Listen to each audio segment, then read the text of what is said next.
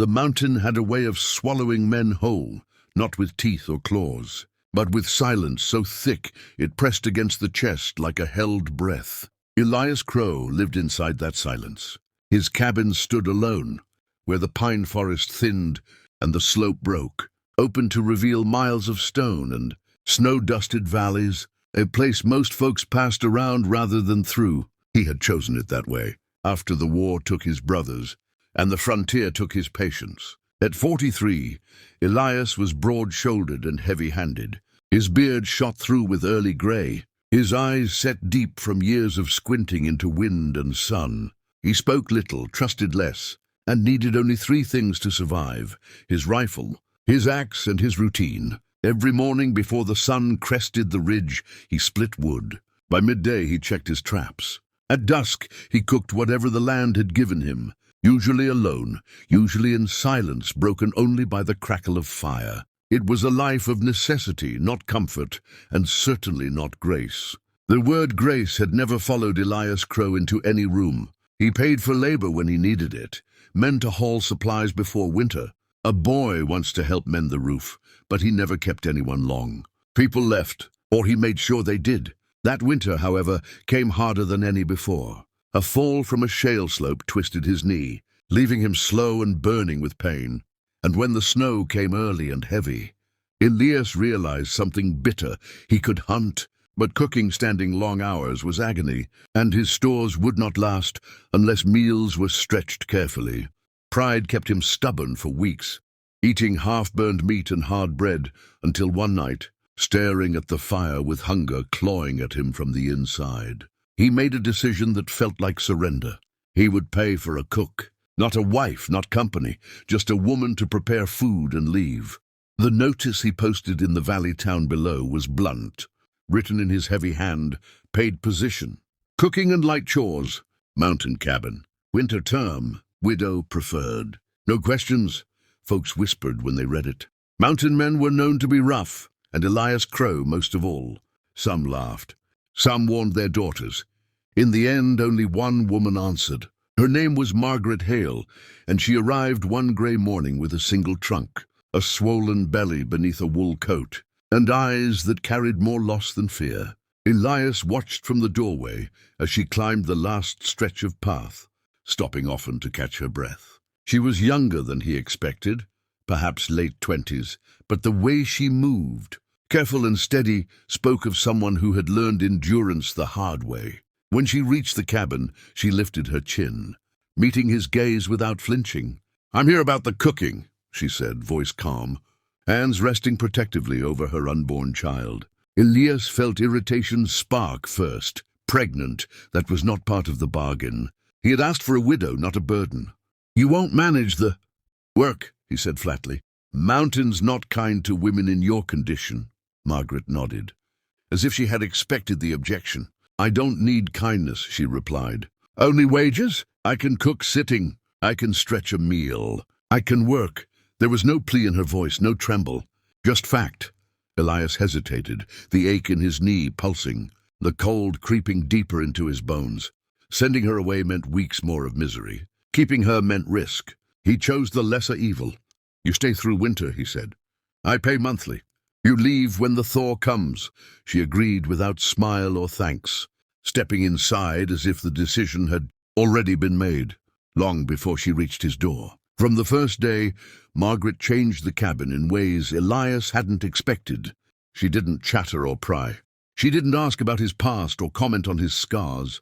She moved quietly, humming sometimes under her breath, cooking stews that filled the air with warmth he had forgotten existed. She saved bones for broth, stretched flour into dumplings, and somehow made every meal feel intentional rather than desperate. Elias ate more than he had in months, though he pretended not to notice. At night, after she retired to the small spare room, he sat by the fire, unsettled by the sound of another heartbeat under his roof. He told himself it was temporary. She was just labor. Yet there were moments, small, unwanted moments, that chipped at his certainty. Once, when his knee gave out near the woodpile, he expected her to scold or rush. Instead, she brought a stool, said nothing, and helped him sit without making him feel weak. Another evening she sang softly while kneading dough, a hymn Elias hadn't heard since childhood, and something in his chest tightened painfully. Margaret carried her own silence, but it was different from his. Hers was not sharp-edged. It was gentle, like snow settling instead of stone breaking. When Elias finally asked, weeks later, why she had answered his notice, she didn't hesitate. "My husband died last spring," she said, stirring a pot slowly. "The town sees a widow and a child as a problem to be solved or avoided. You offered work without questions."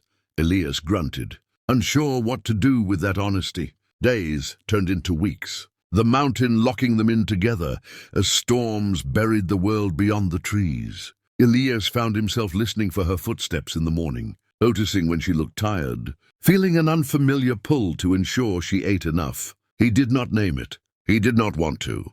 Grace was not something a man like him believed he deserved, yet it crept in quietly, in warm meals, shared silences, and the steady presence of a woman who had lost much and still chose gentleness. As the first chapter of their winter closed, neither Elias nor Margaret understood that what had begun as a paid arrangement was slowly becoming something far more dangerous and far more beautiful.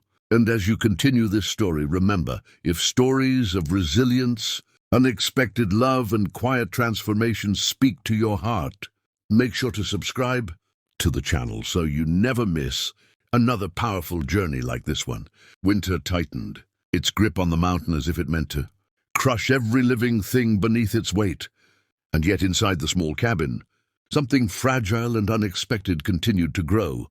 Snow piled against the walls, sealing Elias and Margaret away from the rest of the world, turning days into a quiet rhythm marked only by firelight, meals, and the slow ticking of time. Elias noticed the change first in himself. He began waking before Margaret, not out of habit but anticipation, listening for the soft sounds of her moving about the kitchen. When storms howled through the night, he found himself checking the door latch twice, ensuring the roof beams were secure, not for his own sake but for hers and the unborn child she carried. Margaret, in turn, learned the mountain and the man who belonged to it. She saw how Elias spoke roughly to hide gentler instincts, how his hands, though scarred and thick, handled fragile things with surprising care.